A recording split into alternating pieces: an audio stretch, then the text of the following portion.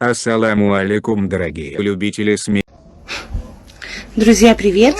А вот и умы Казахстана на моей странице. Хочу задать вопрос, дружище. Из какой юрты ты это вещаешь?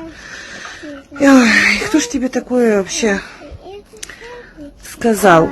Мне один вопрос к вам, казахстанцы. Схуя ли вы решили, что вы можете лезть в дела, которые вас не касаются? Я часто замечаю на стримах, казахи активно дискутируют на эту тему. Россия забрала Крым, бедные украинцы. Опять же, я буду говорить, я знаю два языка, русский и русский матерный. Буду говорить на втором. Вас вообще, казахов, ебать не должно. Что забрала Россия, у кого забрала, вас это не касается. И вещать мне на моей странице, как бы вам права вообще никто не давал. Сидите в своих юртах, молча.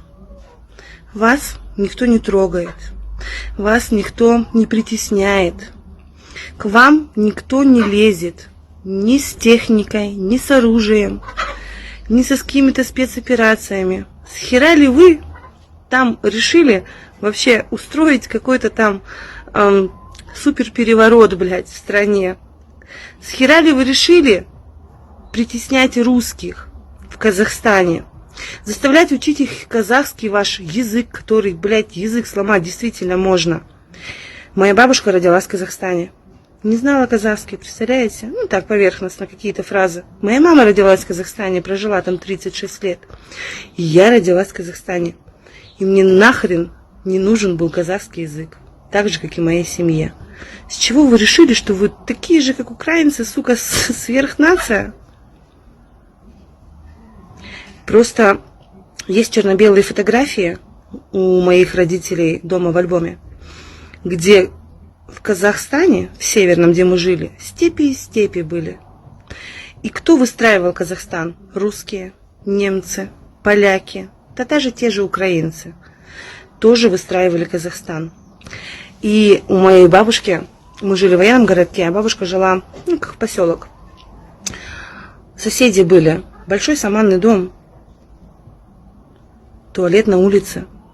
Но я каждый раз наблюдала картину, как они ходят срать в огород с чайничками. Что-то типа медного такого чайничка. В подмывалка в помощь называется. Поэтому давно ли вы перестали срать в огороде за своими юртами, чтобы вы так сейчас высказывались о русских? Удачи! Братья, подписываемся, чтобы не пропустить новые выпуски. Делимся, ставим лайки и оставляем комментарий. Всем удачи!